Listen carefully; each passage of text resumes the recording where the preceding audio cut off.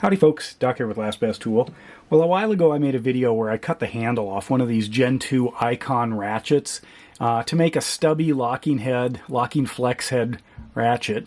Kind of interesting, but one thing is I really wish it had, more of a kind of a thumb stop or a, whatever finger stop like the snap-ons do.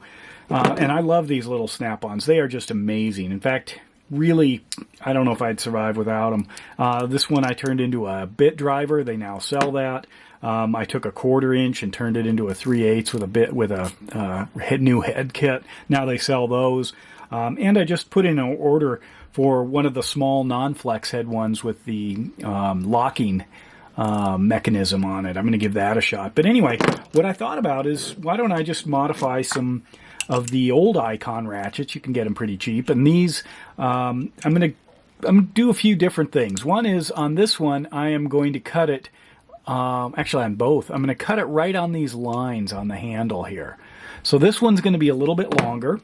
As you can see here, this would be the flex head, and it's going to be a little longer. And one of the reasons is I want this right there.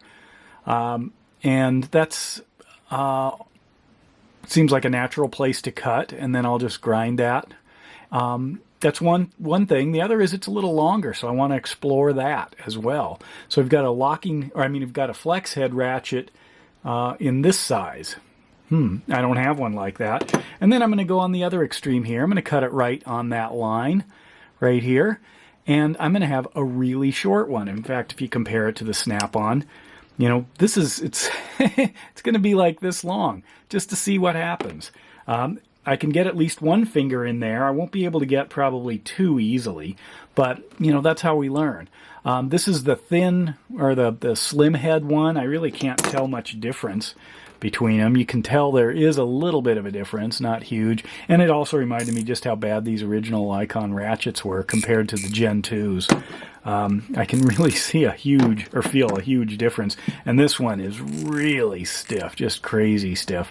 I'll deal with that later. But for now, that's what I'm going to do. And to cut them, I'm going to use a new tool for me. This is the Milwaukee Bandsaw. Now, this is the inexpensive one. See if I can get that number to show up for you. There it is. Is the 242930, I believe.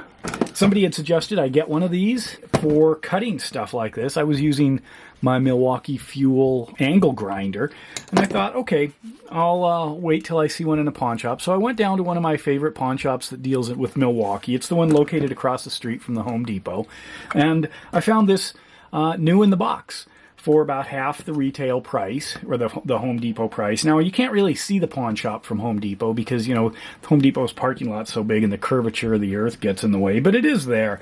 So I thought I'd give this a shot. I have not cut anything with it. I'll go see. Seems like a great tool, as far as the operation of it. And I did go to another store and picked up a couple of the blades, the extra blades. So I may explore that. Simple design. I wish I had the more powerful fuel one, and I have seen the M18 versions in the pawn shops, but they're usually really beat up and a lot more money. So now I'm going to head outside. I'm not going to do this one indoors, and cut these down. Then I have to grind them, polish them, and then we'll see what they look like. So let's go do this.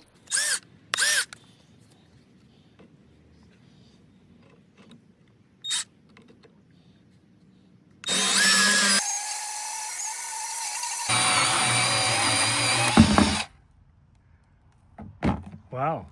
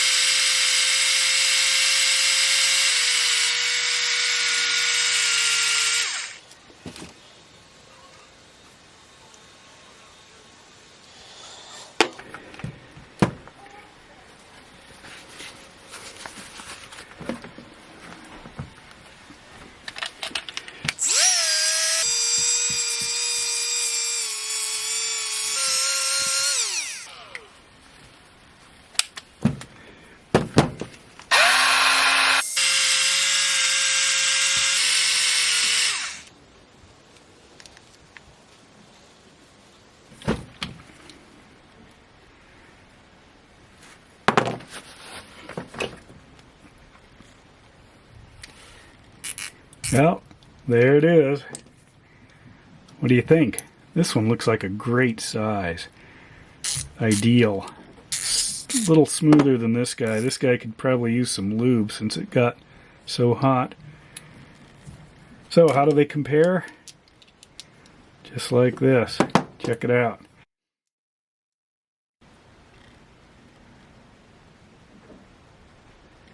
I think that'll work great. I'll let you know.